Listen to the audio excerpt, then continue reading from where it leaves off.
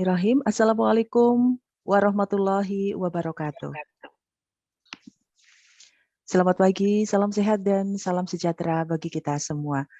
Yang terhormat segenap narasumber kegiatan workshop serial bimbingan akreditasi seri kedua, yaitu ada Dr. Cahyono Kuncoro, Dr. Sofi Haryanti, dan Ibu Nono Windarianti. Yang kami hormati Dr. Markus Dwi Agus selaku moderator kegiatan hari ini, serta yang kami hormati Bapak Ibu Surveyor dari Laskesi, terima kasih yang telah bergabung, dan juga yang kami hormati seluruh peserta webinar dari berbagai puskesmas di area Jawa Tengah, Jawa Timur, dan luar Jawa yang berbahagia. Puji syukur marilah senantiasa kita panjatkan kehadirat Allah Subhanahu wa taala yang telah memberikan kita kesempatan sehingga kita dapat bertemu kembali melalui media Zoom guna mengikuti kegiatan workshop serial bimbingan akreditasi seri kedua yang akan membahas tentang standar dan instrumen bab 1. Dan pada hari ini, sebagaimana Bapak dan Ibu ketahui bahwa Sahabat Edukasi Indonesia kembali menghadirkan narasumber yang sangat kompeten. Beliau adalah para pakar di bidangnya, jadi pastikan Bapak dan Ibu dapat mengikuti kegiatan ini sampai dengan selesai. Bersama saya, Barkastiani, yang akan memandu kegiatan pada hari ini. Dan sebelum kita mengikuti kegiatan inti untuk paparan materi yang pertama bersama Dr. Cahyono Kuncoro, izinkan kami bacakan pantun terlebih dahulu ya Bapak dan Ibu. Makan nasi di rumah keramat, lauknya pakai sambal ikan. Mari kita mulai dengan senyum semangat agar webinar ini terasa menyenangkan. Baik Bapak dan Ibu, mungkin untuk selanjutnya acara akan sepenuhnya dipandu oleh moderator kita, Dr. Markus Dwi Agus. Ya, sambil mempersiapkan, Dr. Markus, mungkin bisa kami bacakan dulu CV-nya. Dr. Markus Dwi Agus, beliau lahir di bulan Agustus tahun 1961. Beliau pernah menjabat sebagai Kepala Puskesmas di Puskesmas Berati dan Ger 1. Dan beliau juga pernah menjabat sebagai Kepala Bidang Perawatan, Kepala Bidang Pelayanan Medik, dan sebagai Wakil Direktur Pelayanan di RSUD Purwodadi. Dan sejak tahun 2018 sampai dengan sekarang, beliau adalah surveyor di FKTP. Baik, terima kasih. Mungkin untuk selanjutnya acara akan sepenuhnya dipandu oleh Dr. Markus Dwi Agus. Silakan Dokter, terima kasih. Terima kasih Bu Yani, selamat pagi. Yang terhormat Bapak Dr. Cahyono Kuncoro, yang terhormat Ibu Dr. Sofi Haryanti, yang terhormat Ibu Nunu Windarianti, dan segenap peserta workshop pendampingan eksklusif akreditasi seri 2 yang pada hari ini memaparkan mengenai standar dan instrumen bab 1 yang nanti dari jam 8 sampai dengan jam 8.30 sampai dengan jam 14.30 akan dibawakan secara bergantian. Yang pertama Bapak Dr. Cahyono Kuncoro, yang kedua Ibu Dr. Sofi Haryanti, dan yang ketiga Ibu Nunu Windarianti. Kita memasuki sesi pertama yang akan dibawakan oleh Bapak Dr. Cahyono Kuncoro. Namun sebelumnya perkenankan saya untuk bisa menampilkan atau membacakan kurikulum vitae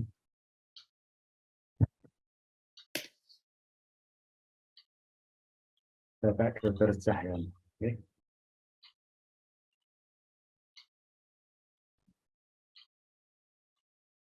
Bapak Dr. C. Cahyono Kuncoro, MPH, Dr. Public Health Viscoa. Jabatan sekarang konsultan akreditasi FKTP, Kementerian Kesehatan Republik Indonesia.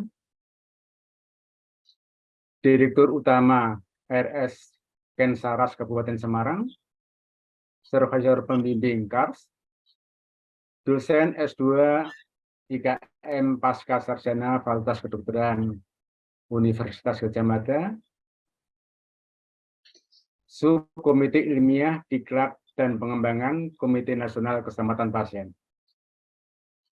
Jadi wadah pekerjaannya dari Kepala Puskesmas Banyu Urip sampai dengan Direktur Utama RS Kenseras. Tadi baca saja, nanti terlalu lama, nanti tidak menghabiskan waktu. Ya. Pendidikan Dokter FKUGM tahun 1980, Master of Public Health Universitas of HW 1989 dan Dokter of Public Health Universitas HW 1996. Demikian Bapak Ibu sekalian, pembicara kita yang dengan kurikulum vitae yang demikian hebatnya, yang akan memaparkan sesi pertama ini ya mengenai instrumen standar bab 1 standar 1, bab 1 standar 2 dan bab 1 standar 6. Bapak Ibu sekalian, para peserta workshop, nanti untuk pertanyaan bisa disampaikan lewat chat dan juga bisa disampaikan lewat resen. Untuk chat saya harapkan untuk dibaca di atasnya supaya pertanyaan tidak mengulang-ulang. Itu yang kami harapkan supaya untuk menghemat waktu. Kepada Bapak Dr. Cahyono Kuncoro, kami persilahkan waktu dan tempat untuk menyampaikan pemaparan dan sepenuhnya di sesi pertama jam 8.30 sampai dengan jam 10. Kami mengharapkan nanti waktu untuk tanya jawab yang lebih banyak. Kira-kira setengah jam untuk tanya jawab, Dr. Cahyono bisa atau ya, supaya nanti kalau pertanyaan siapanya nanti bisa dilanjutkan. Terima kasih.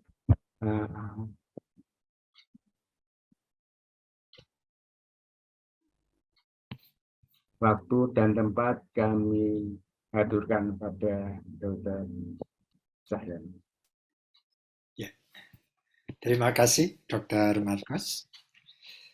Selamat pagi Bapak Ibu sekalian.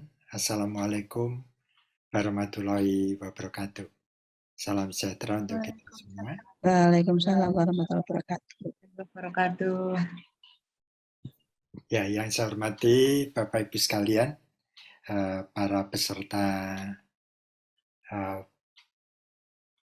pembimbingan ya pada pendampingan pada pagi hari ini, yang saya hormati Ketua Sinesia, yang saya hormati Pak Markus selaku moderator dan juga pengurus dari Sinesia yang saya hormati. Direktur ya, bukan ketua ya, Bu. Ya Pak Sumedi izin dok, ya. Pak Sumedi tidak bisa hadir. Baik, Bapak Ibu sekalian yang saya hormati, kita akan mempelajari bab 1 ya. Tapi untuk kali ini kita akan membahas 1.1, 1.2 dan 1.6. Ya, saya izin untuk share screen.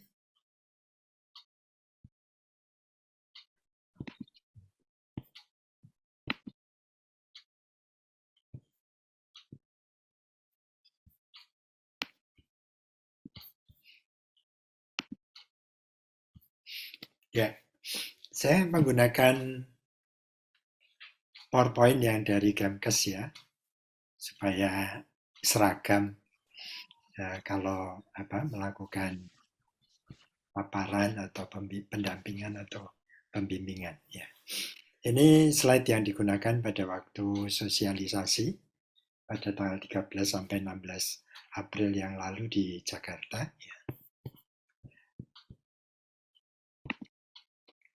Nah, ini pertanyaan untuk mengawali ya.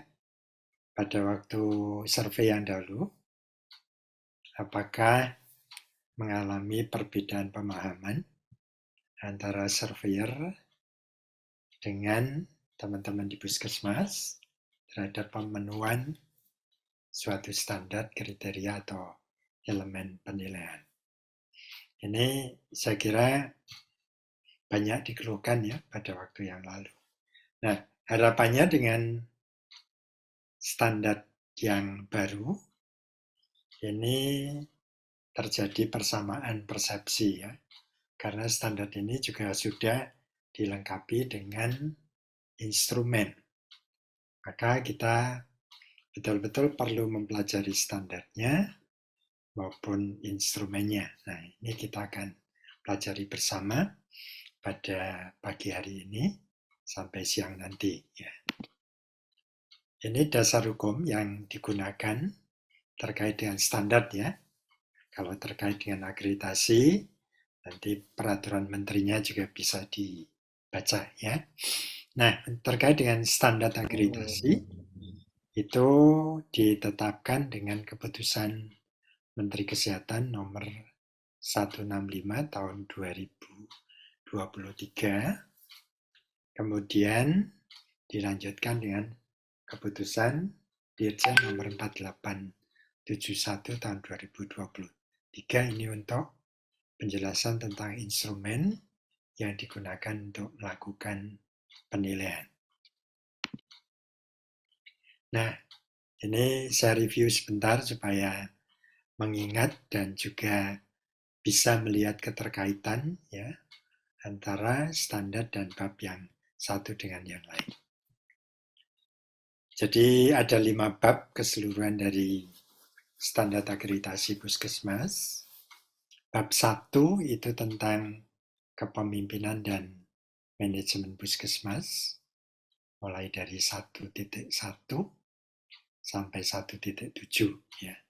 Perencanaan tata kelola, manajemen SDM, manajemen fasilitas dan keselamatan, manajemen keuangan, pengawasan, pengendalian dan penilaian, dan yang terakhir pembinaan puskesmas oleh Dinas Kesehatan Kabupaten Kota. Ini 1.7 merupakan standar yang di versi 2015 tidak ada. Ya, jadi ini penambahan baru ya. Kemudian MFK itu juga diintegrasikan di bab 1 yang semula ada di bab 8 dan 9 ya. Nah, kemudian pada bab 2 penyelenggaraan UKM yang berorientasi pada upaya promotif dan preventif. Ini ada 8 standar ya. Mulai dari perencanaan, ini ada link dengan 1.1.1, kemudian 2.2, kemudian akses. Ini ada linknya dengan 1.1.2 ya. 1.1.2. Kemudian 2.3 penggerakan pelaksanaan yang intinya adalah komunikasi dan koordinasi. 2.4 pembinaan berjenjang. 2.5 ini penguatan pelayanan UKM dengan BIS-PK. Nah, 2.6 dan 2.7 ini ada hal baru di sini. Capaian kinerja itu diukur ya sebagai jadi capaian kinerja UKM itu termasuk di dalam penilaian. Kalau capaiannya bagus itu penilaiannya juga akan terpengaruh gitu ya, menjadi lebih baik. Tapi kalau cakupannya rendah, ini juga mempengaruhi hasil penilaian untuk 2.6 dan 2.7. Kemudian 2.8, ini mohon maaf ini tulisannya keliru ya. Pengawasan, pengendalian, dan penilaian untuk pelayanan UKM. Kemudian bab 3 ini banyak penyederhanaan penyelenggaraan pelayanan UKP, farmasi, dan laboratorium ya. Yang intinya adalah patient center care dan continuity of care. 3.1 sampai 3.7 itu kesinambungan pelayanan mulai dari admisi, pengkajian dan seterusnya sampai pemulangan dan rujukan. Kemudian pelayanan klinis ini ditunjang oleh penyelenggara rekam medis, laboratorium, dan kefarmasian. Dan bab 3 ini EP-nya paling sedikit ya. Kemudian program prioritas nasional ada 5 standar mulai dari 4.1 itu tentang stunting, 4.2 penurunan kematian ibu dan kematian bayi, 4.3 peningkatan cakupan dan mutu imunisasi, 4.4 program penanggulangan TB, dan 4.5 pengendalian penyakit tidak menular dan faktor risikonya. Nah, ini ada kaitannya semua dengan bab 1 ya. Perencanaannya diminta ya harus terintegrasi dalam RUK RPK Puskesmas mulai dari 4.1 sampai 4.5. Kemudian juga indikator-indikatornya yang diminta ya itu juga nanti harus tertuang di 1.6. Kemudian upaya-upaya untuk mencapai capaian indikator itu juga harus direncanakan ya, baik dalam penyelenggaraan pelayanan UKM maupun pelayanan UKP. Jadi 4.1 ini keterkaitannya sangat erat dengan bab 2 dan bab 3. Dan tentunya ada juga keterkaitan dengan bab 1 dan bab 5 ya. Kemudian yang terakhir peningkatan mutu puskesmas mulai dari peningkatan mutu berkesinambungan. Ini indikator-indikator mutu ya ditekankan di situ. Bagaimana upaya untuk mencapai indikator mutu, kemudian program manajemen risiko, sasaran keselamatan pasien, laporan insiden keselamatan pasien, dan program pencegahan pengendalian infeksi. Ini juga link dengan semua bab yang ada di standar akreditasi. Nah, untuk memahami standar akreditasi, ini kita bisa pakai jembatan keledai SEPIKA. Ya. Kita harus betul-betul pahami standar dan kriterianya. Dibaca. Ya. Kemudian ilmu. Kemudian pokok pikiran. Ini tolong dibaca betul. Karena ini menjelaskan apa yang ada pada elemen penilaian maupun yang menjelaskan apa yang diminta dalam kriteria tersebut. Kemudian instrumen ini berguna baik bagi teman-teman di puskesmas maupun bagi surveyor. Bagi surveyor ini sebagai alat untuk melakukan penilaian, sedangkan bagi teman-teman di puskesmas ini sebagai alat untuk mempersiapkan apa yang akan dinilai oleh surveyor. Kemudian keterkaitan ini mesti kita pelajari ya, karena pada standar dan instrumen itu menyebutkan juga ini terkait dengan apa gitu ya. Ketika membahas misalnya bab 4, ada disebutkan perencanaan untuk stunting misalnya, itu harus terintegrasi pada RUK dan RPK. Jadi keterkaitan antar kriteria, bab, dan juga elemen penilaian ini mesti kita perhatikan. Kemudian kadang-kadang pokok pikiran ini tidak secara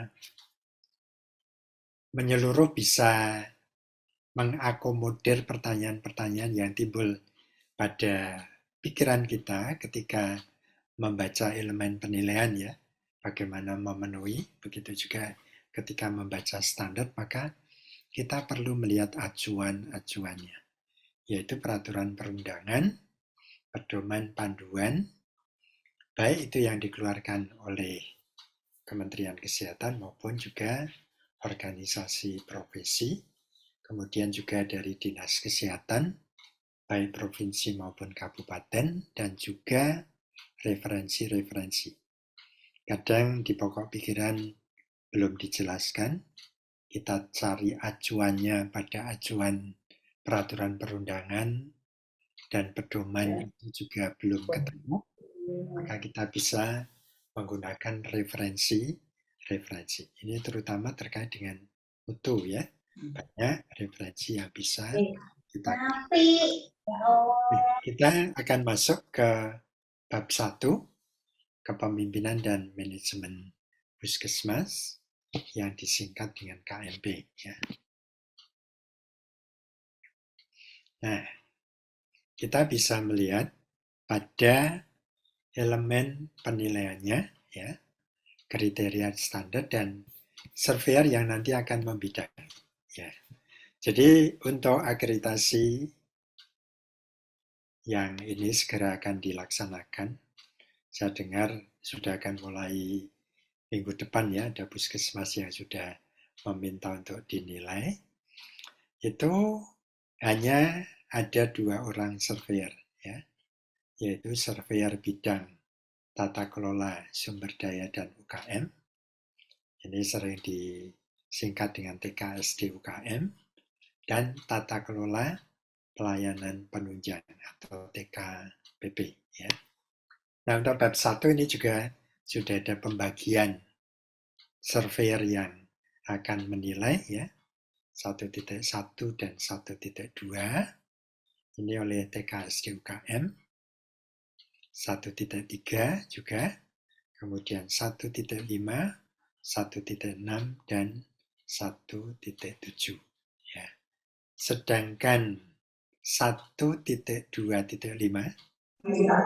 ya, ini akan disurvei oleh surveyor bidang TKPP, begitu juga 1.3.6 dan keseluruhan dari 1.4 ya.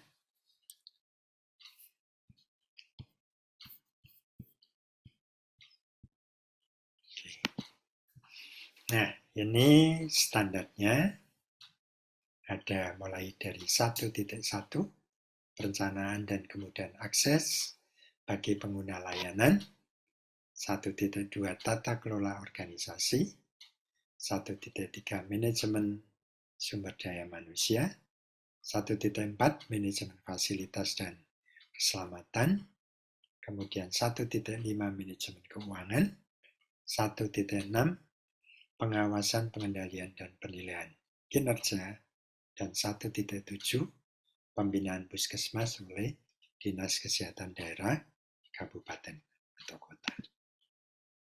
Kita mulai ya di standarnya.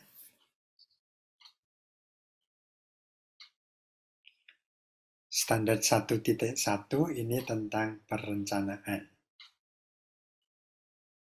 Coba saya akan buka sebentar untuk standarnya ya.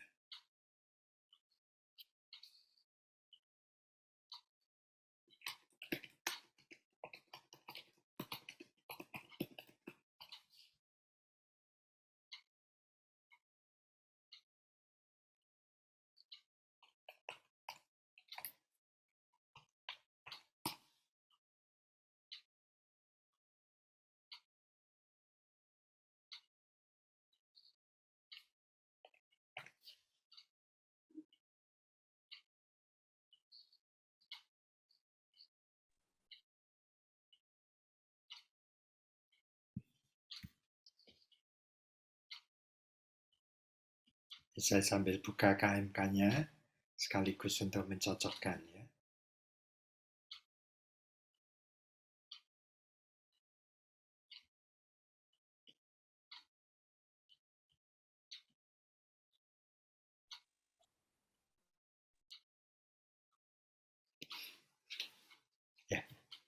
Standarnya berbunyi perencanaan dan kemudian akses bagi pengguna layanan.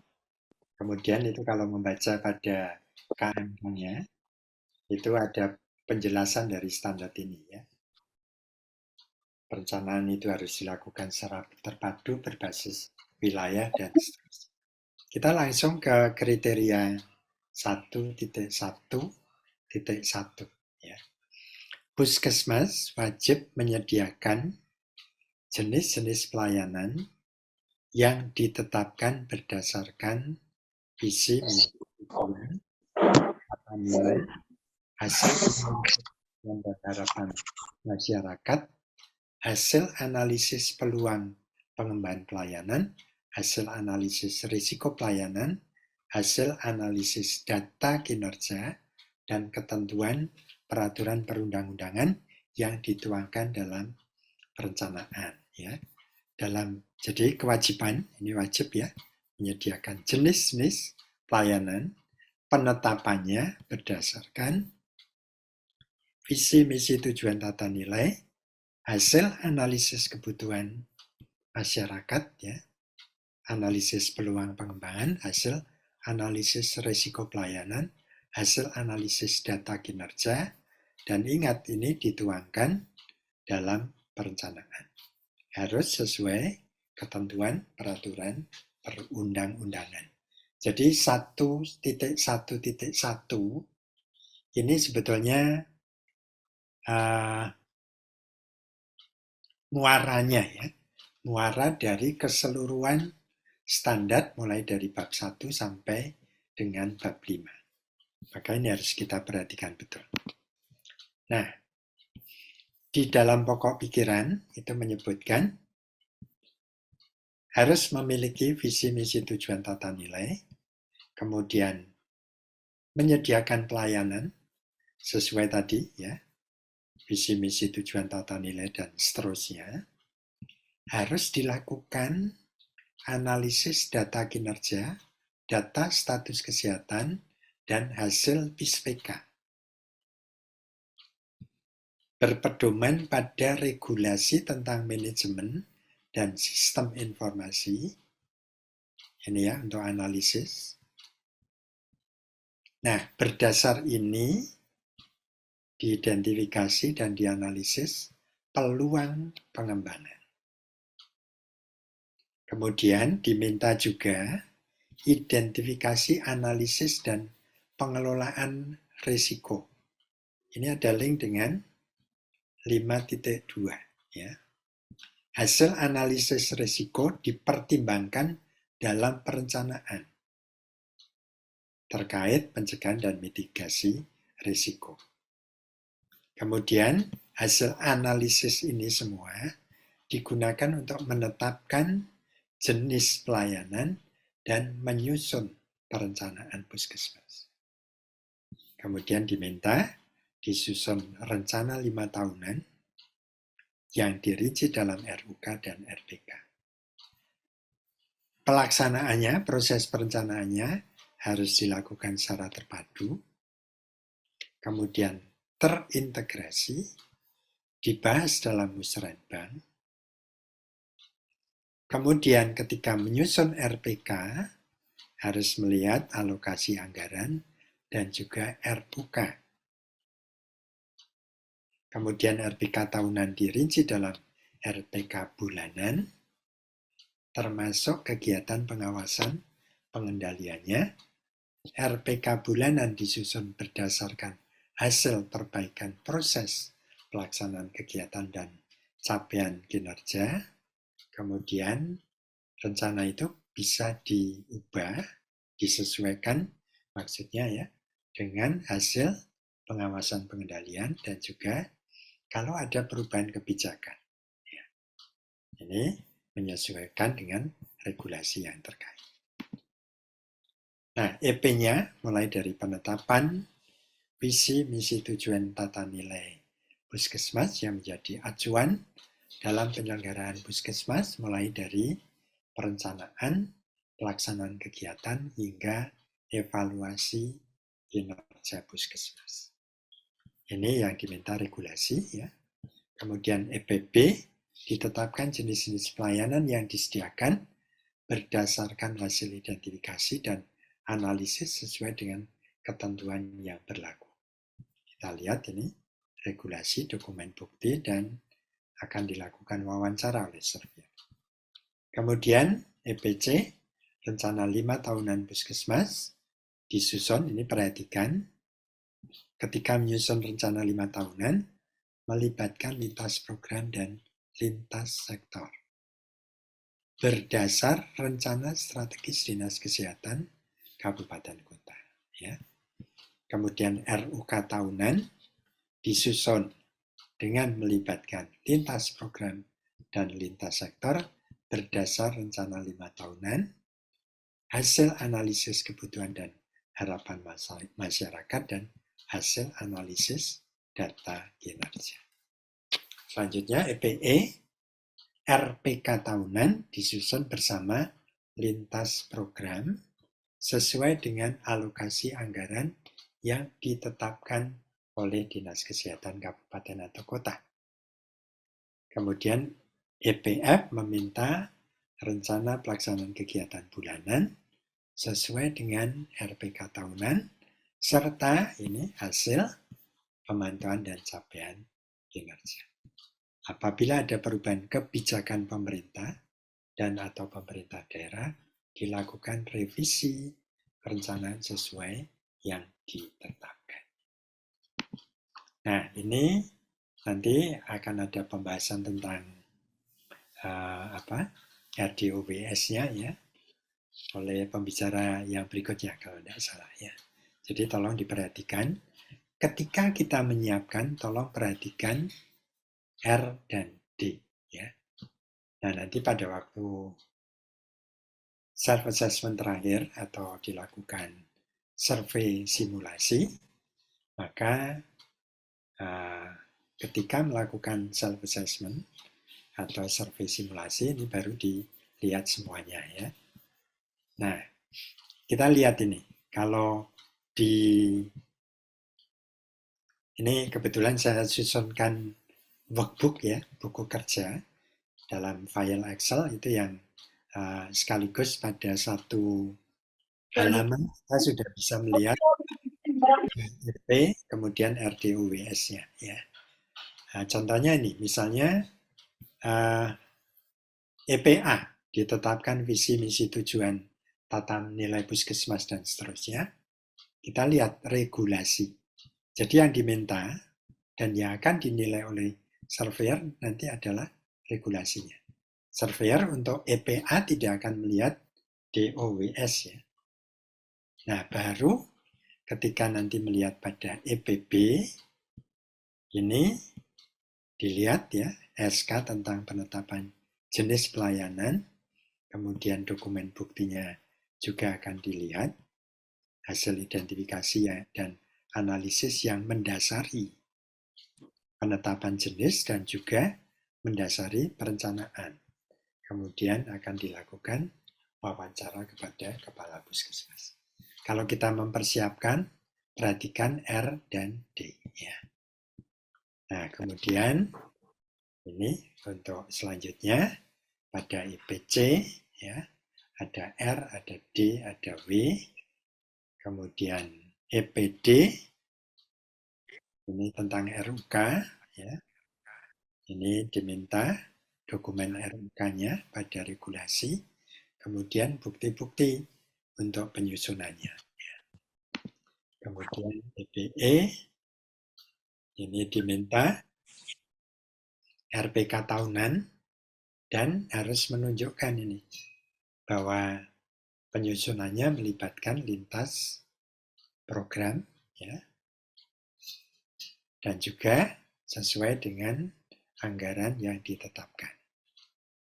Kemudian F, rencana pelaksanaan kegiatan bulanan, RPK bulanan, ini ya, termasuk surveyor tentunya tidak hanya akan melihat satu RPK bulanan ya, tapi mungkin menelusur, mengambil sampel mungkin 3, 4, atau 5 RPK bulanan untuk dicocokkan. Kemudian EPG, ini kalau ada perubahan kebijakan pemerintah maka dilakukan revisi perencanaan. Kalau memang tidak ada perubahan, ya ini nanti akan dinilai TDD oleh surveyor. Ya. Oke, kita masuk ke 1.1.2. Masyarakat sebagai penerima manfaat layanan lintas program dan lintas. Ya, masyarakat sebagai penerima manfaat layanan, ya, lintas program dan lintas sektor, mendapat kemudahan akses informasi tentang hak dan kewajiban pasien, jenis-jenis pelayanan dan kegiatan-kegiatan puskesmas, serta akses terhadap layanan dan akses untuk menyampaikan umpan balik. Jadi, pada kriteria 1.1.2, ini akses ada 3 hal, akses terhadap informasi, akses terhadap jenis pelayanan dan kegiatan puskesmas, ya, akses terhadap informasi, akses terhadap pelayanan, dan akses untuk penyampaian umpan balik. Nah, kita lihat pada pokok pikiran. Yang pertama, wajib menyediakan pelayanan sesuai dengan ketentuan perundangan dengan memperhatikan kebutuhan dan harapan masyarakat. Ini ada link dengan 1.1.1 EPB, ya. Kemudian puskesmas harus mudah diakses ketika masyarakat membutuhkan, harus mengidentifikasi dan menginformasikan tentang hak dan kewajiban pasien serta jenis-jenis pelayanan dilengkapi dengan jadwal pelaksanaannya. Ya. Ini baik pelayanan UKM maupun UKP. Dalam memberikan asuhan, harus menghormati hak-hak pasien. Ya, jadi hak dan kewajiban pasien itu perlu disampaikan, diinformasikan. Kemudian, pelayanan yang disediakan oleh puskesmas dan jaringannya perlu diketahui oleh pengguna layanan, lintas program dan sektor terkait.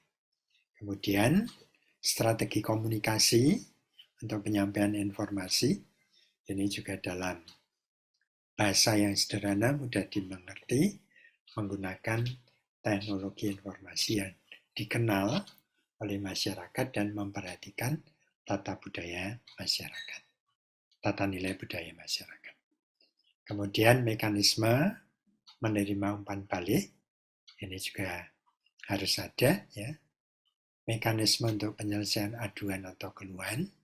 Kemudian diminta juga penilaian kepuasan pasien secara berkala dan ditindaklanjuti. Ini ada linknya dengan indikator nasional mutu, ya, pada 5.1, ya, itu meminta juga adanya indikator-indikator mutu, termasuk di dalamnya adalah indikator kepuasan pasien. EP-nya mulai dari penetapan kebijakan tentang hak dan kewajiban pasien, kemudian ada sosialisasi tentang hak dan kewajiban pasien, serta jenis-jenis pelayanan yang disediakan, ya, menggunakan strategi komunikasi yang ditetapkan. Jadi, strategi komunikasinya harus ditetapkan. Kemudian, dilakukan evaluasi dan tindak lanjut kepatuhan petugas dalam implementasi pemenuhan hak dan kewajiban pasien dan hasil sosialisasi jenis pelayanan yang disediakan oleh puskesmas kepada pengguna layanan. DPD dilakukan upaya untuk memperoleh umpan balik pengguna layanan dan pengukuran kepuasan pasien serta penanganan aduan atau keluhan dari pengguna layanan maupun tindak lanjutnya yang didokumentasikan sesuai dengan aturan yang telah ditetapkan dan dapat diakses oleh publik. Ya, kita bisa memanfaatkan teknologi informasi. Ini di instrumen workbook-nya, ya, mulai penetapan, kebijakan tentang hak kewajiban pasien, kemudian sosialisasi, media komunikasi koordinasinya mesti ditetapkan, kemudian bukti-buktinya. Kemudian evaluasi terhadap kepatuhan petugas dalam hak dan kewajiban pasien. Kemudian juga evaluasi tentang penyampaian informasi tentang jenis-jenis pelayanan. Ya, ini bukti-buktinya mesti kita siapkan. Kemudian upaya memperoleh umpan balik, kemudian menganalisis dan tindak lanjutnya. Mulai dari regulasinya harus dibuat dan juga dokumen-dokumen buktinya. Oke, kita lanjutkan ke 1.2 sekarang, yaitu tentang tata kelola organisasi. Kita lihat bunyi standarnya. Ya. Tata kelola organisasi puskesmas dilaksanakan sesuai dengan ketentuan peraturan perundang-undangan. Meliputi struktur organisasi, pengendalian dokumen, pengelolaan jaringan pelayanan dan jejaring, serta manajemen data dan informasi. Tolong dibaca ya nanti standarnya ya, karena ini mendasari kriteria-kriteria pada 1.2. Saya ulangi ya, tata kelola organisasi puskesmas dilaksanakan sesuai dengan ketentuan peraturan perundang-undangan. Meliputi 1. Struktur organisasi, 2. Pengendalian dokumen, 3. Pengelolaan jaringan dan jejaring, 4. Manajemen data dan informasi. Ya. Di 1.2.1 ini tentang struktur organisasi. Kita pelajari dulu 1.2.1 ya. Struktur organisasi ditetapkan dengan, ingat ini, kejelasan tugas, wewenang, tanggung jawab, tata hubungan kerja, dan persyaratan jabatan. Saya minta tolong itu untuk coretannya bisa dihapus ya, karena nanti mengganggu teman-teman yang lain. Ini ada yang melakukan pencoretan itu. Saya bisa minta tolong ya, untuk yang tidak sengaja mencoret untuk menghapus. Ya dok, ini ada yang bisa mengatasi ini, Mas Hizkia? Ini kayaknya ada yang mencoret-coret. Ya, atau saya stop share kemudian saya masuk lagi.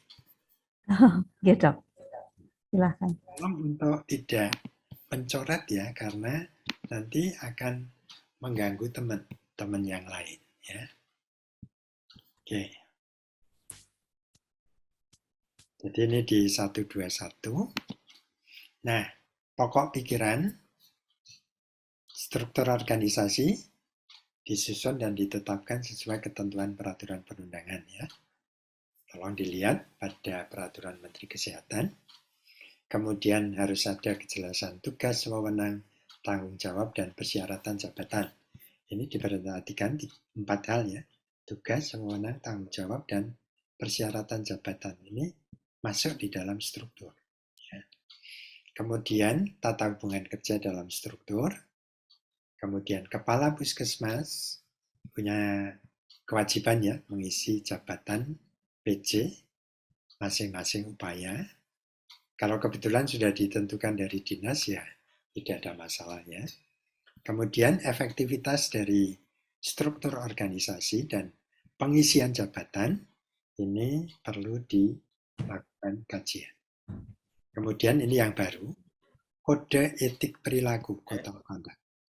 Untuk seluruh pegawai puskesmas ditetapkan, disosialisasikan, dan dievaluasi pelaksanaannya.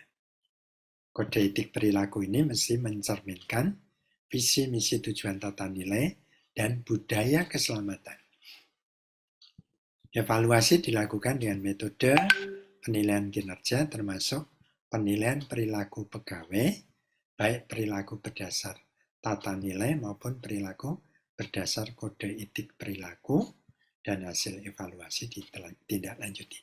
Tolong diperhatikan ini, kode etik perilaku ini mencerminkan visi, misi, tujuan, tata nilai. Ya.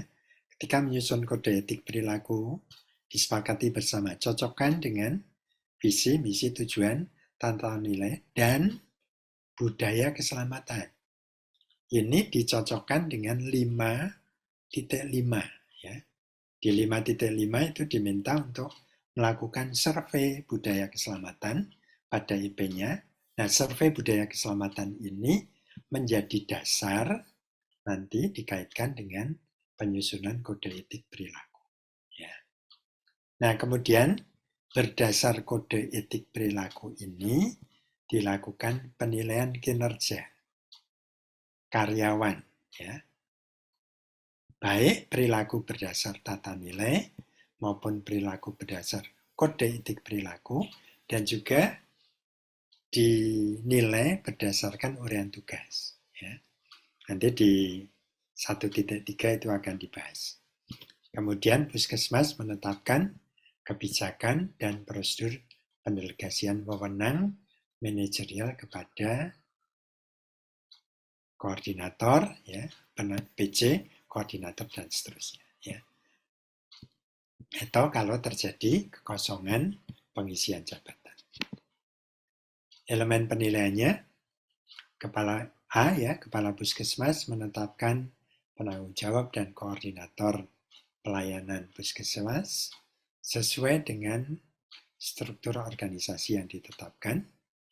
Kemudian EPB ditetapkan kode etik perilaku yang berlaku untuk seluruh pegawai yang bekerja di Puskesmas serta dilakukan evaluasi terhadap pelaksanaannya dan dilakukan tindak lanjutnya. EPC terdapat kebijakan dan prosedur yang jelas dalam pendelegasian wewenang manajerial dari Kepala Puskesmas kepada penanggung jawab, dari penanggung jawab kepada koordinator, dan dari koordinator kepada pelaksana.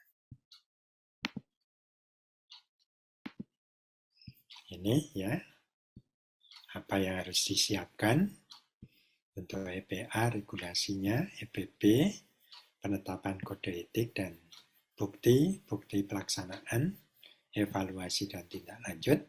Kemudian EPC, ini terkait dengan pendelegasian wewenang, harus ada SK-nya, kebijakannya ya, dan ada SOP-nya.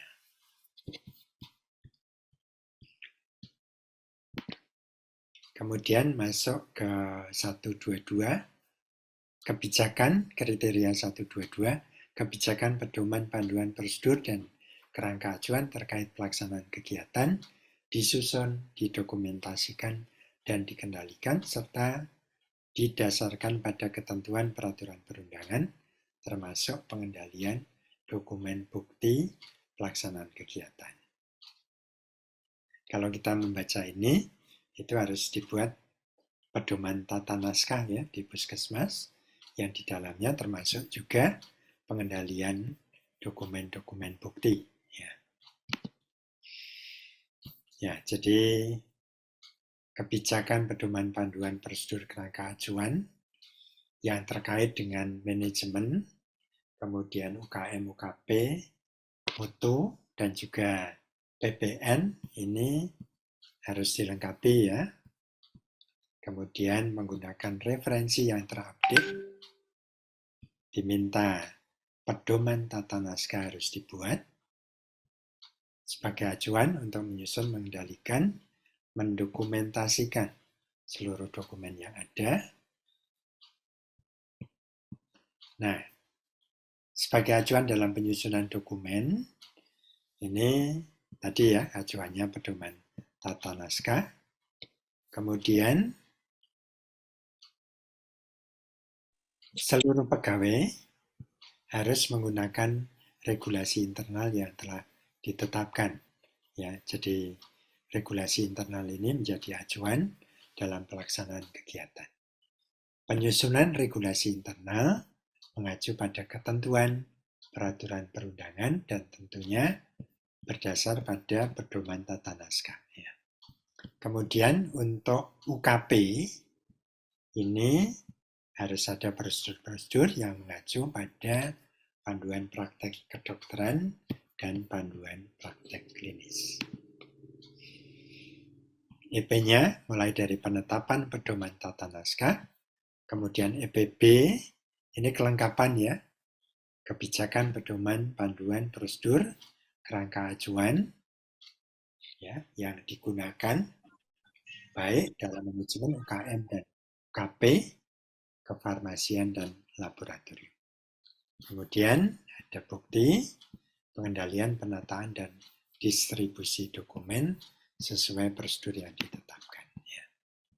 Ya, kalau kita lihat di instrumennya, harus ada pedoman tata naskah, kemudian kelengkapan ini, pedoman, panduan, ya, SOP, kerangka acuan, dan sebagainya.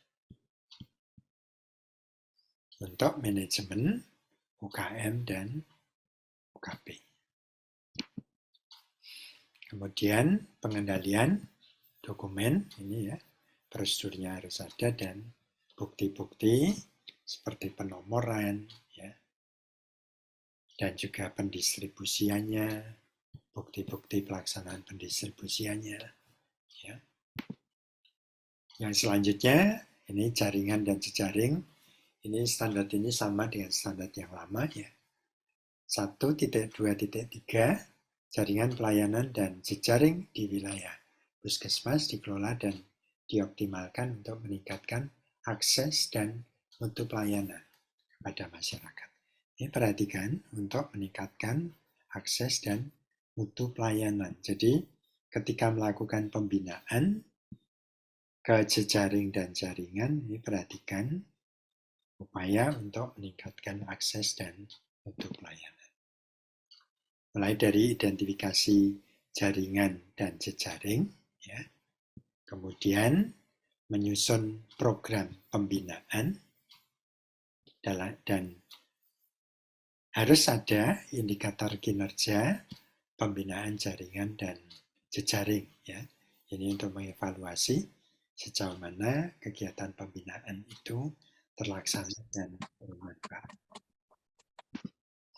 Ya, mulai dari penetapan indikator, ya, kinerja pembinaan, lakukan identifikasi jaringan dan jejaring di wilayah kerja, susun program pembinaan, kemudian lakukan evaluasi dan tindak lanjut terhadap pencapaian indikator kinerja pembinaan jaringan dan jejaring.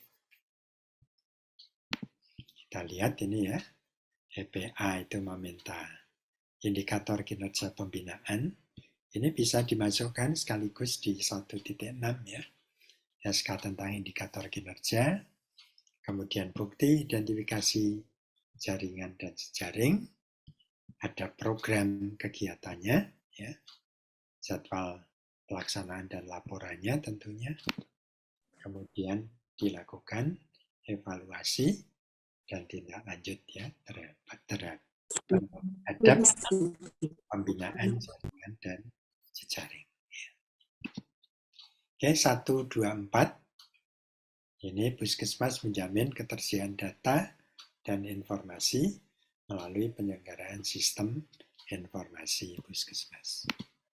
Ya. Jadi harus bisa menyediakan data dan informasi sebagai bahan untuk pengambilan keputusan, digunakan untuk perencanaan, pelaksanaan maupun pemantauan dan evaluasi, disusun, diselenggarakan sesuai ketentuan peraturan perundangan. Nah, minimal apa saja? Ini data dasar, data program, dan informasi lain yang ditetapkan. Data dasar meliputi apa saja? Ini dijelaskan dalam pokok pikiran ya. Kemudian dilakukan pengumpulan, penyimpanan, analisis data dan pelaporan sesuai periode yang ditetapkan. Kemudian ada distribusi informasi internal dan eksternal, dan sistem informasi ini dapat diselenggarakan secara elektronik dan atau non-elektronik. Ya. Tolong diperhatikan, dicek kembali ini kelengkapan data yang diminta, ya. Data dasar terdiri apa saja minimal. Ya. Kemudian EP-nya dilaksanakan pengumpulan, penyimpanan, analisis, data dan pelaporan, serta distribusi informasi sesuai dengan ketentuan peraturan perundangan terkait sistem informasi puskesmas. Kemudian dilakukan evaluasi tindak lanjut terhadap penyelenggaraan sistem informasi puskesmas secara periodik. Ini silahkan ditetapkan sendiri kapan periodenya. Kemudian EPC terdapat informasi pencapaian kinerja puskesmas melalui sistem informasi puskesmas. Jadi data capaian kinerja ini harus bisa ditarik dari sistem informasi puskesmas. Ini ya.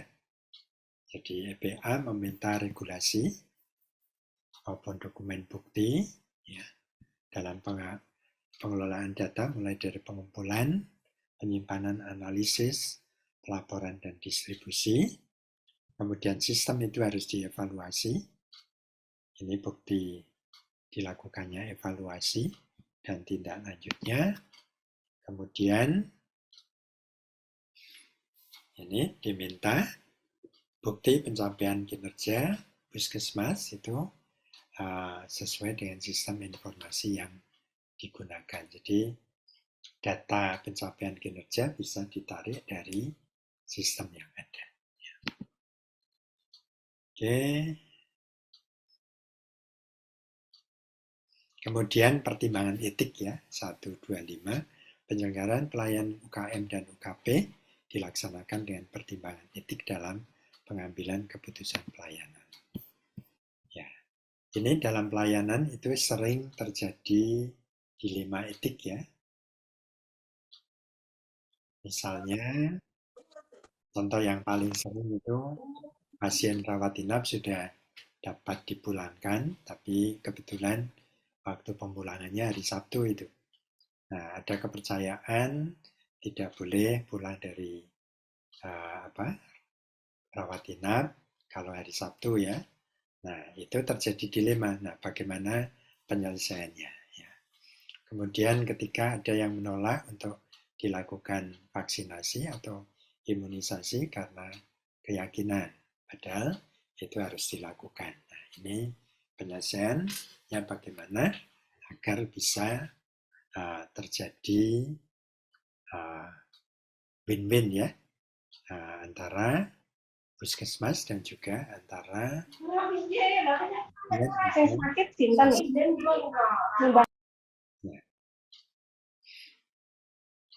Nah, ini keputusan mengenai pelayanan dapat menimbulkan pertanyaan, konflik atau dilema bagi puskesmas dan pasien, keluarga atau pembuat keputusan. Ya. Jadi harus ada pengelolaan dan solusinya. Ya.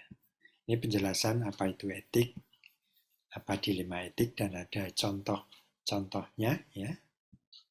Nanti bisa dibaca pada pokok pikiran, pada standar, dan juga kita bisa browsing ya, contoh-contoh dilema etik yang ada dan juga bagaimana rekomendasi untuk penyelesaiannya. Ya. Nah, ini perlu dalam penyelesaian advokasi kepada tokoh masyarakat, tokoh agama, pembinaan berkoordinasi dengan dinas kesehatan atau pihak terkait untuk menyelesaikan permasalahan dilema etik tersebut. Ya, yang diminta pada IP-nya ada prosedur pelaporan dan penyelesaian bila terjadi dilema etik, baik dalam pelayanan UKP maupun UKM, kemudian dilaksanakan pelaporan apabila terjadi dilema etik, dan terdapat bukti pimpinan dan atau pegawai puskesmas mendukung penyelesaian dilema etik dalam pelayanan UKP dan pelayanan UKM yang dilaksanakan sesuai dengan regulasi ini ya, sesuai prosedur yang dibuat.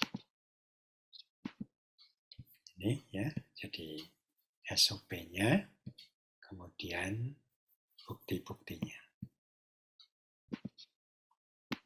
Maaf, Dr. Cahyono.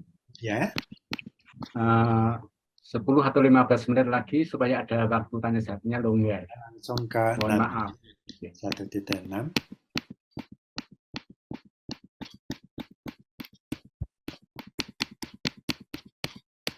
Ya, 1.6.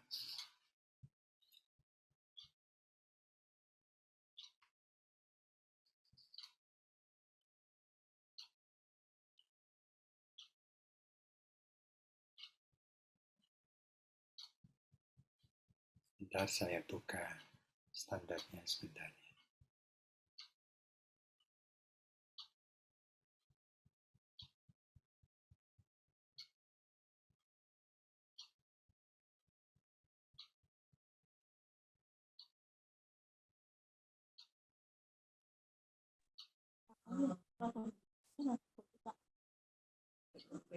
Ya. 1.6 itu standarnya berbunyi pengawasan, pengendalian, dan penilaian kinerja. Kriteria 161 dilakukan pengawasan, pengendalian, dan penilaian kinerja dengan menggunakan indikator kinerja yang ditetapkan sesuai dengan jenis pelayanan yang disediakan dan kebijakan pemerintah. Ya. Ini saya kira sudah dipahami betul ya oleh teman-teman.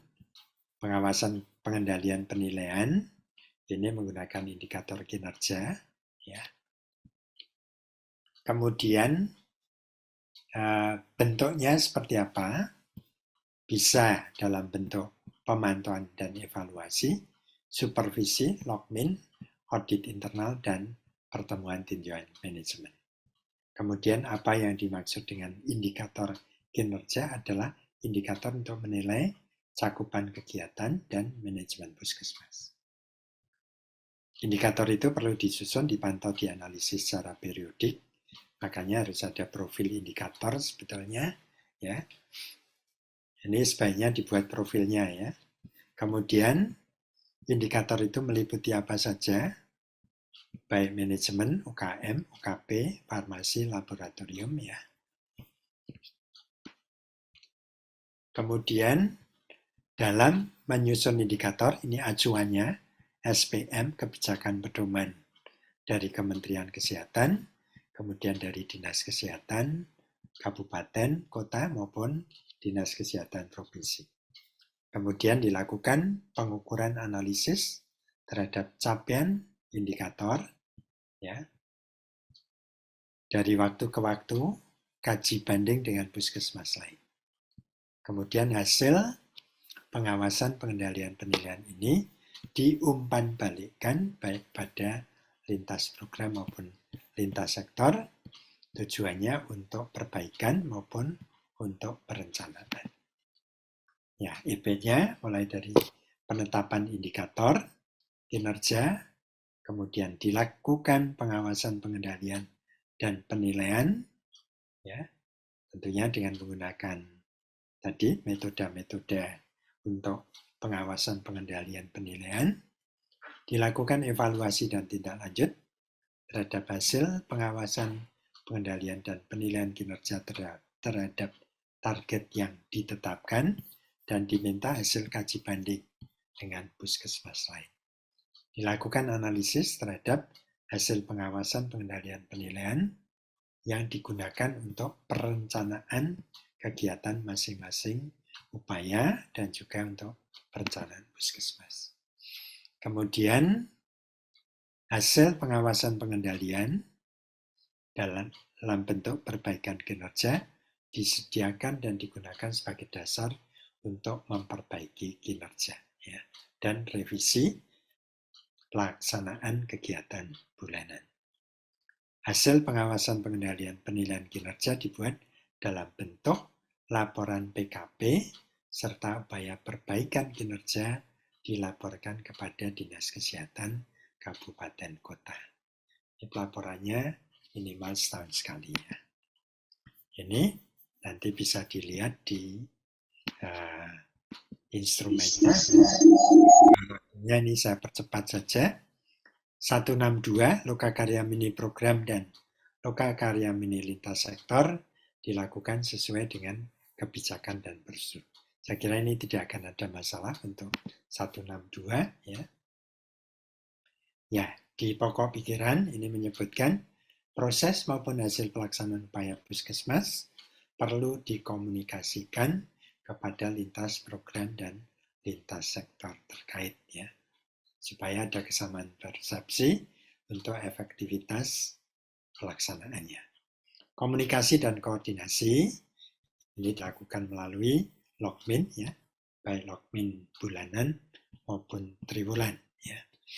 Nah, kemudian pada logmin bulanan ini dirinci ini menyusun secara lebih terinci kegiatan yang dilaksanakan selama 1 bulan mendatang dan seterusnya ya, dan untuk menggalang kerjasama. Kemudian ini penjelasan tentang Lokakarya Mini Triwulan ya. Baik untuk mendapat dukungan lintas sektor dan menggalang kerjasama, komitmen dan koordinasi dengan lintas sektor. EP-nya ini meminta bukti-bukti dilakukan logmin bulanan dan triwulan secara konsisten dan periodik. Untuk apa? Mengkomunikasikan, mengkoordinasikan, dan mengintegrasikan upaya-upaya puskesmas. Kemudian dilakukan pembahasan masalah dan hambatan dalam kegiatan serta rekomendasi tindak lanjut baik dalam logmin bulanan maupun triwulan. Kemudian dilakukan tindak lanjut terhadap rekomendasi dari logmin bulanan dan logmin triwulan dalam bentuk perbaikan pelaksanaan kegiatan. Ya. Ini diminta dokumen-dokumen bukti ya, semuanya ya.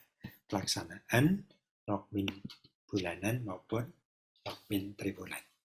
Kemudian 163, Kepala Puskesmas dan penanggung jawab melakukan pengawasan pengendalian kinerja dan kegiatan perbaikan kinerja melalui audit internal dan pertemuan tinjauan manajemen yang terencana sesuai dengan masalah kesehatan prioritas, masalah kinerja, masalah kemudian risiko, dan rencana pengembangan pelayanan. Oke, kita lihat pokok pikiran. Ya, jadi kinerja puskesmas ini perlu dipantau pencapaian targetnya. Nah, kemudian ada penjelasan apa itu audit internal. Merupakan salah satu mekanisme pengawasan dan pengendalian. Harus dilakukan secara sistematis oleh tim audit internal, harus terencana. Hasil temuan audit internal disampaikan kepada Kepala Puskesmas, penanggung jawab mutu, dan tim mutu Puskesmas, penanggung jawab upaya Puskesmas, koordinator pelayanan, dan pelaksana kegiatan sebagai dasar untuk melakukan perbaikan. Jadi ada feedback ya kepada yang terkait. Jika permasalahan yang ditemukan dalam audit internal tidak dapat diselesaikan sendiri oleh pimpinan dan pegawai puskesmas, maka dapat dilakukan rujukan ke dinas kesehatan. Ini ada kaitannya dengan 1.7 ya, peran TPCB untuk membantu menyelesaikan. Kemudian pokok pikiran yang berikutnya, Kepala Puskesmas dan penanggung jawab mutu secara periodik melakukan pertemuan tinjauan manajemen ya untuk membahas umpan balik pelanggan, keluhan pelanggan, hasil audit internal, hasil penilaian kinerja, dan seterusnya. Pertemuan tinjauan manajemen dipimpin oleh penanggung jawab mutu. Ini EP-nya, pembentukan tim audit ya, lengkap dengan, ini ingat, kalau membuat SK, tim harus lengkap dengan uraian tugas, wewenang, tanggung jawab. Kemudian program audit internal tahunan harus dibuat, dilengkapi kerangka acuan dan dilakukan kegiatan audit internal sesuai rencana yang telah disusun. Ada laporan dan umpan balik hasil audit internal kepada Kepala Puskesmas tim mutu dan pihak yang diaudit dan unit terkait. Dilakukan tindak lanjut terhadap temuan dan rekomendasi dari hasil audit internal, baik oleh Kepala Puskesmas, penanggung jawab maupun pelaksana. Kemudian Kepala Puskesmas bersama tim mutu merencanakan pertemuan tinjauan manajemen dan pertemuan tinjauan manajemen tersebut dilakukan dengan agenda sebagaimana tercantum dalam pokok pikiran. Ya, nanti di pokok pikiran tolong dilihat agenda pertemuan tinjauan manajemen itu apa saja. Ya.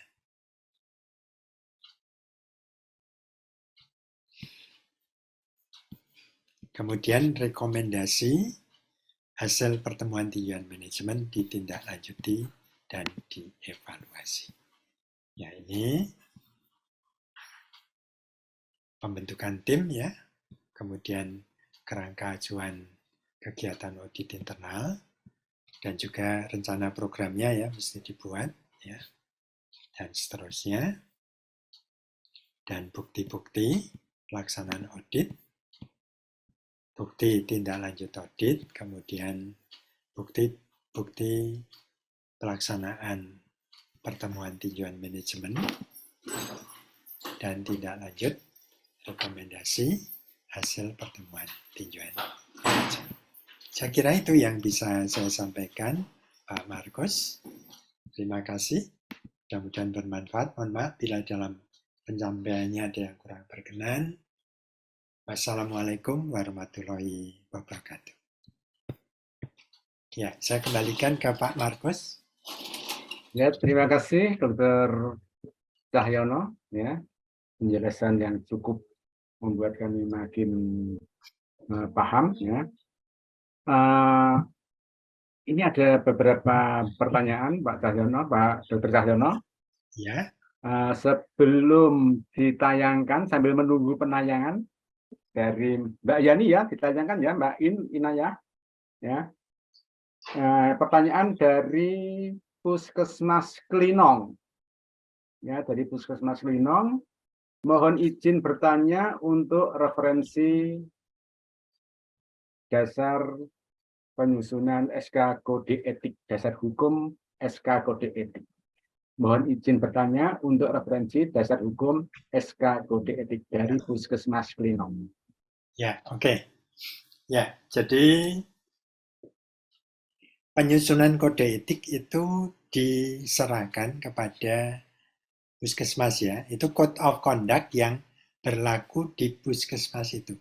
Silakan ditetapkan sendiri. Nah, rujukannya kemana? Tadi kan disebutkan. Rujukannya adalah pada regulasi internal ya. Regulasi internal yang ada di Puskesmas, yaitu visi, misi, tujuan, dan tata nilai. Ya, seperti itu ya. Jadi begini, ini tentang kode etik perilaku. Itu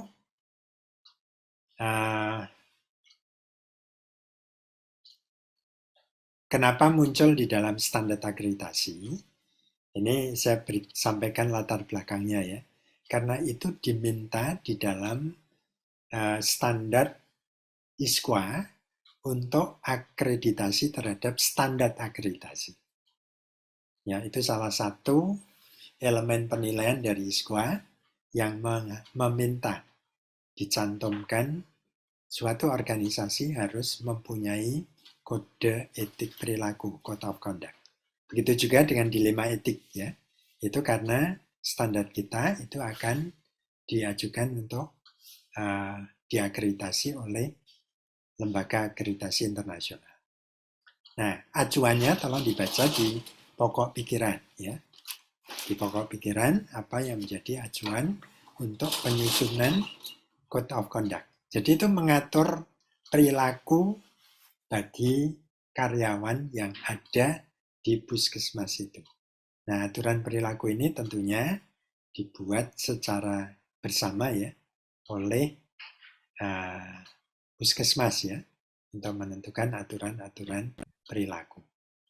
Kalau untuk klinik itu di swasta, itu memang ada peraturan dari Disnaker yang mengharuskan suatu perusahaan swasta itu mempunyai peraturan internal, termasuk di dalamnya tata tertib. Ya. Ini kalau mau diterjemahkan secara sederhana, kode etik perilaku itu tata tertib karyawan. Ya. Nah, ini bisa juga kalau mau dikaitkan nanti itu tentang apa? Saya tidak tahu ya, ada standar perilaku bagi ASN apa tidak itu Pak Markus ya. Kalau ada itu bisa dipakai sebagai dasar ya, standar perilaku bagi pegawai pemerintah itu. Ya. Saya belum cari itu, coba nanti bisa kita lihat ya. Oke, saya kira itu sementara jawabannya Pak Markus. Oke, terima kasih. Kemudian ada pertanyaan lagi dari Puskesmas Tambak Romo. Izin bertanya Bapak, Ibu, apakah ada contoh dokumen pada setiap EP? Itu kan nanti akan Ya. dipelajari. Ini saya Nah, kebetulan, sebentar Pak Markus ini, saya membuka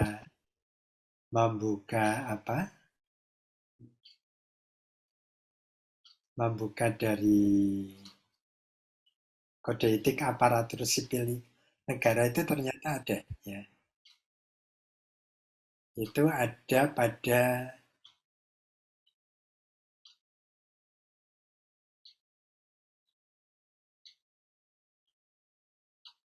di undang-undang tentang ASN ya. Itu ada ya. Jadi kode etik aparatur sipil negara.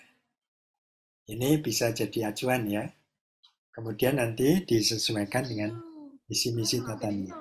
Nah, kemudian terkait dengan contoh dokumen, ini nanti akan dibahas ya oleh pembicara kedua maupun ketiga ya. Kemudian ya, pertanyaan berikutnya, untuk kelengkapan dokumen, monitoring, dan evaluasi yang dinilai oleh surveyor, apakah tahun 2022, 2023, atau berapa tahun sebelum dilaksanakan survei dari Puskesmas Winong? ya, ini kita siapkan saja 1 tahun terakhir ya. 1 tahun terakhir termasuk bukti-bukti implementasi. Nah, hati-hati dengan perencanaan ya. Karena pada misalnya RPK tahun 2023 itu kan disusun berdasar RUK yang disusun pada tahun 2022 untuk 2023. Dalam penyusunan RUK 2023 itu dasarnya kan data kinerja dan hasil analisisnya yang dilihat data kinerja pada tahun 2021 ya. Ini mesti runtut. Kemudian kan Puskesmas juga menyusun rencana 5 tahunan ya. Berdasar rencana strategi dinas. Ini juga akan dilihat oleh surveyor bagaimana proses penyusunannya pada waktu itu. Kalau kebetulan rencana 5 tahunannya itu disusun tahun kemarin ya. Nah, itu surveyor akan juga menelusur bagaimana proses penyusunan rencana 5 tahunan tersebut ya. Seperti itu. Kalau yang implementasi hariannya itu tolong disiapkan 1 tahun terakhir ya. Itu lebih aman ya. Oke. Terima Kalau kasih. memang Ya. secara jelas itu disebutkan implementasi pada 3 bulan yang terakhir ya. Karena masih banyak klinik yang belum reakreditasi kan. Masih karena sedikit yang sudah terakreditasi pada standar yang lalu dan yang reakreditasi tentunya sedikit lebih banyak yang akan mengajukan akreditasi pertama kali ya. Oke. Untuk pertanyaan ketiga atau keempat ya, Ini hampir sama dengan yang tadi, yang dari Winong, ya. Ya. Mengenai bagaimana cara menyusun kode etik perilaku dan dasar membuat kode etik dari mana, apakah kode etik tersebut sama dengan tata nilai dari Puskesmas Bawang. Ya. Ini ya tadi acuannya tadi ya, bisa mengambil dari ini kode etik aparatur sipil negara. Ini ada contohnya. Bisa browsing ya. Bisa nanti coba dilakukan browsing, diketik saja standar perilaku ASN gitu ya. Itu akan muncul nanti. Ini saya berikan contoh ya. Seorang PNS ASN itu misalnya ini nanti acuannya bisa dari sini ya. Memberi pelayanan dengan empati, hormat dan santun tanpa pamrih dan tanpa unsur pemaksaan misalnya. Kemudian memberikan pelayanan secara cepat, tepat, terbuka dan adil, tidak diskriminatif dan seterusnya ya. Bisa dicari itu sebagai salah satu acuan ya. Kemudian jangan lupa visi misi tata nilai yang ada. Kemudian nanti kalau sudah membahas di bab 5 ya, itu tentang budaya keselamatan, itu juga ada perilaku-perilaku yang mendukung keselamatan ya. Mendukung keselamatan pasien. Itu nanti juga menjadi acuan ketika menyusun kode etik perilaku tersebut. Ya. Tidak sama dengan tata nilai tapi disusun berdasar tadi tata nilai. Ya. Terima kasih. Untuk selanjutnya dari Puskesmas Mabun Kabupaten Tabalong, Kalimantan Selatan. Izin bertanya terkait penilaian kinerja Puskesmas yang bisa diambil atau ditarik dari sistem informasi ini, maksudnya seperti apakah? Apakah ada contohnya? Ya, jadi ini tergantung dari sistem yang ada ya. Apakah itu sistemnya sudah terintegrasi dalam sistem informasi digital. Kalau itu mudah ya, sehingga ketika kita membutuhkan data kinerja, itu kita bisa melihat dari sistem itu. Ya. Pengumpulan data, mulai dari pengumpulan data tiap-tiap unit, sudah upload ke sistem. Kemudian analisisnya juga diupload ke sistem, sehingga tiap-tiap unit kerja ketika akan membutuhkan data tersebut, itu bisa menarik data dari sistem digital tersebut. Ya. Nah ini yang menjadi masalah ketika sistemnya masih manual.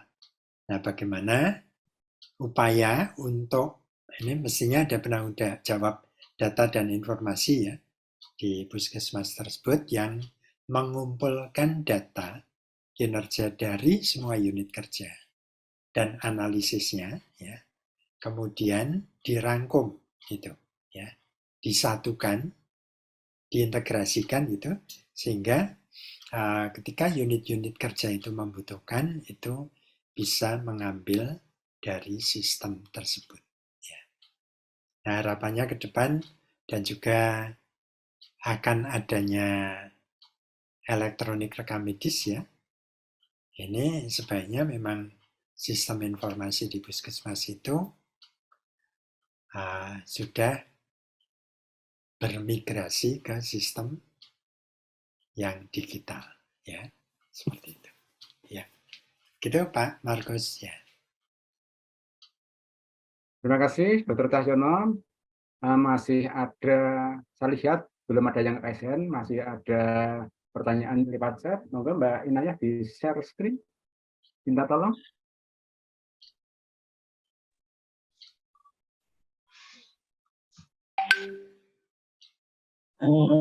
Mbak Inayah.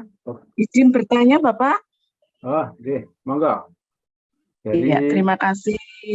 Saya Debu Widi dari Klaten, Pak. Ya, mohon izin bertanya. terkait dengan syarat akreditasi itu, saya pernah mendengar Bapak Dr. Cahyono untuk syarat akreditasi harus terbridging dengan satu sehat ERM-nya. Apakah seperti itu informasinya benar Bapak? Karena tempat saya belum terbridging, baru ERM sudah jalan, cuman belum terbridging dengan satu sehat. Terima kasih informasinya. Kata ini pasti yang simpang siur. Ada yang kalau harus begitu berarti mundur akreditasi 2004 demikian. Mohon penjelasannya. Terima kasih Bapak. Persyaratan untuk bisa mendaftar akreditasi, tolong dilihat kembali pada perdirjennya ya. Terus terang saya tidak hafal ya. Tolong dilihat kembali pada peraturan dirjennya, ya, keputusan dirjen. Tolong dilihat di situ. Kelihatannya tidak ada persyaratan itu. Jadi kita tidak ya, ada Bapak. ada kan di apa? Surat dari dirjennya kan tidak ada ya, tidak menyebutkan itu. Kita acuannya pada itu, ya, surat keputusan dirjen tadi, ya.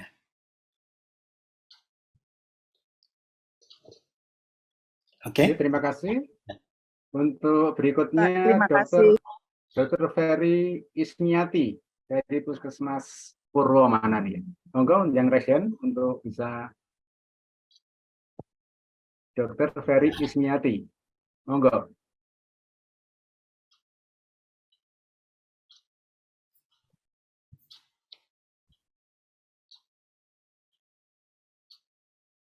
Suaranya tidak terdengar ya. Masih mute kayaknya.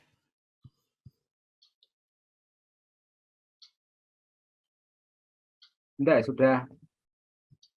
sudah unmute. Masih, ya. Dr. Ferry? Oke, sambil menunggu Dr. Ferry, ini pertanyaan yang berikutnya, nomor 5. Mohon izin bertanya untuk dokumen pendukung audit internal yang akan dilihat oleh surveyor saat penilaian akreditasi, yaitu dokumen tahun berapa, Pak? Puskesmas kami rencana penilaian akreditasi bulan Oktober 2023. Puskesmas Purwokerto. Ya, paling tidak 1 tahun terakhir ya disiapkan ya. Paling tidak yang 1 tahun terakhir. Ya. Terima kasih. Pertanyaan berikutnya dari Puskesmas Bala Pulang Kabupaten Tegal. Izin bertanya, evaluasi atau penilaian kode etik dituangkan dalam dokumen seperti apa? Misal seperti penilaian kinerja ASN BP3 boleh? Oh.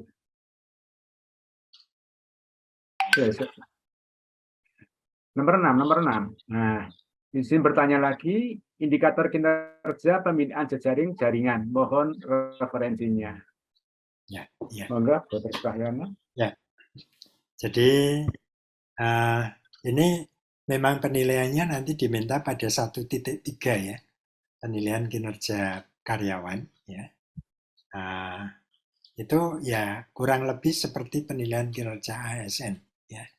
Tapi dilengkapi tadi dengan, jadi tidak hanya penilaian dengan DP3, tapi harus dilengkapi dengan apa nanti yang dicantumkan dalam kode etik perilaku tadi ya, termasuk perilaku yang berdasar tata nilai yang ada, juga termasuk perilaku yang berdasarkan budaya keselamatan pasien ya, yang diminta di 5.5 ya.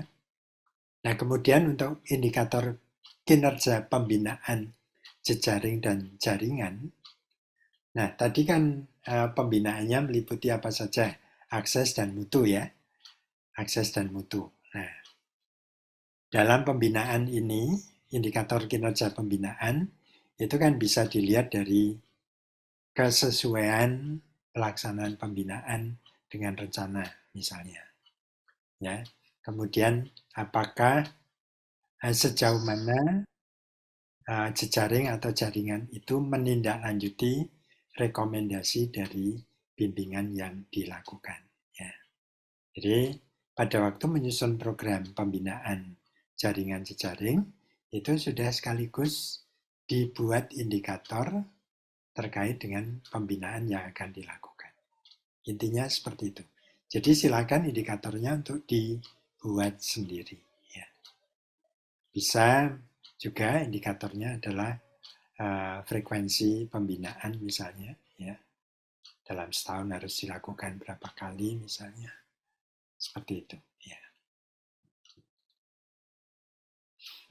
Ya, terima kasih untuk pertanyaan nomor 7. Mohon izin bertanya Pak Dokter, untuk dokumen yang kita siapkan nanti, kan untuk tahun 2022 dan 2023.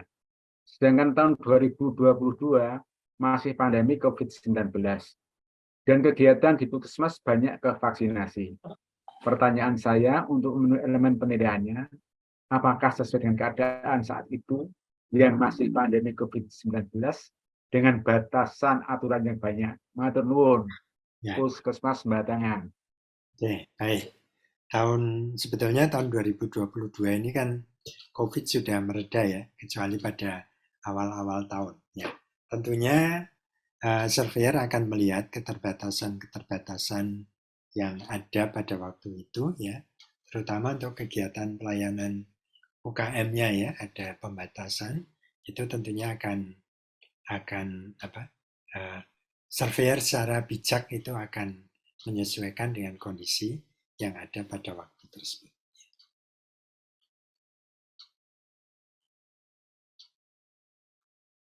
Ya, matur nuwun. Untuk berikutnya Dr. Ferry yang tadi present.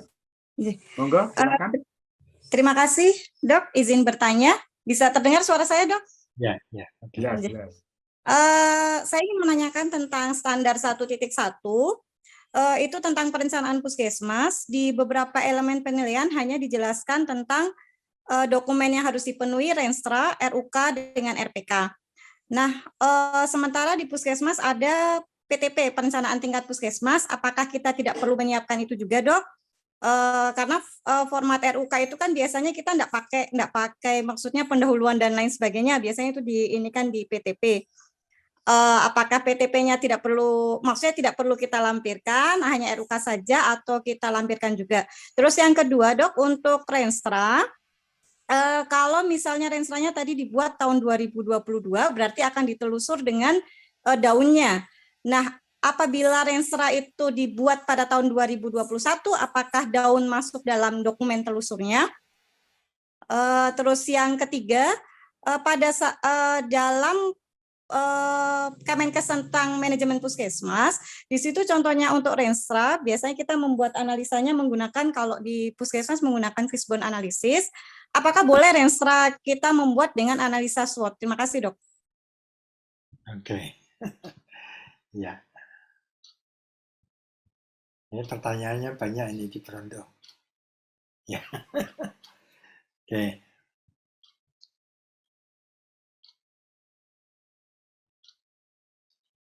Jadi gini, sebetulnya PTP itu kan terdiri dari rencana 5 tahunan, RUK dan RPK kan.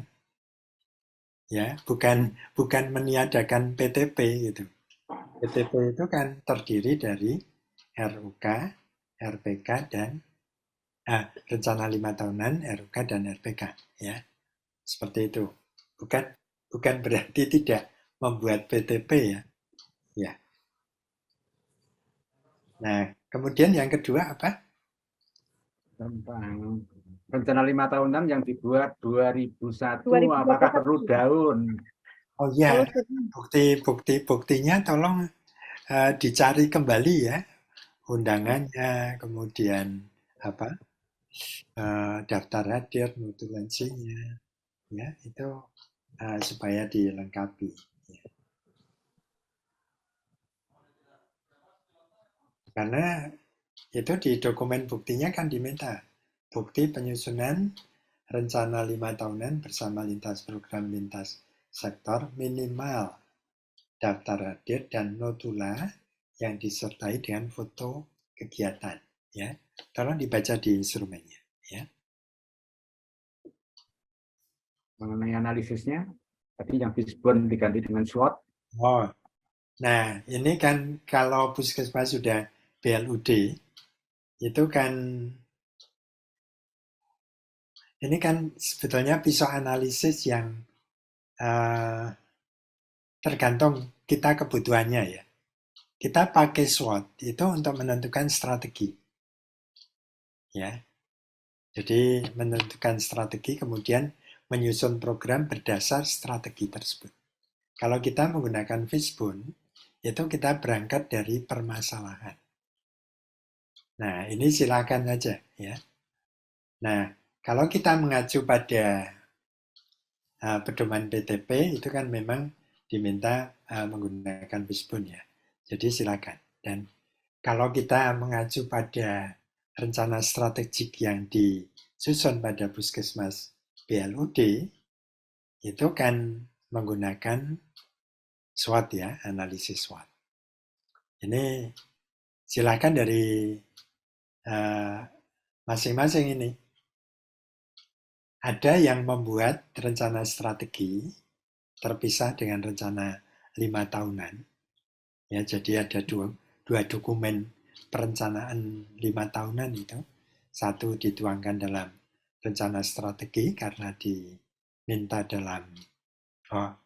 karena BLUD, kemudian menyusun rencana 5 tahunan yang terkait dengan program. Ada juga yang mengintegrasikan. Jadi analisisnya dipakai dua-duanya. SWOT-nya dibuat untuk menentukan strategi, kemudian ketika menganalisis lebih dalam terkait dengan masalah, itu pakai Fishbone, nah baru kemudian masuk ke program kegiatannya apa. Ya. Seperti itu. Ya. Terima kasih. Sudah cukup ya, Bu Dr. Ferry. Ya.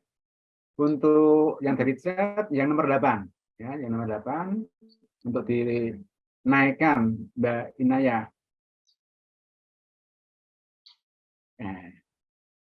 Puskesmas Gandrung Mangu 2. Izin bertanya di kriteria 1.6.1 yang dilakukan P3 adalah indikator kinerja. Tadi Dr. Cahyono mendiko perlu dibuat profil indikator kinerja.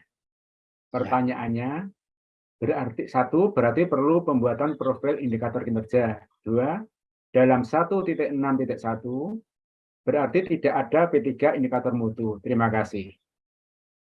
Oke. Ini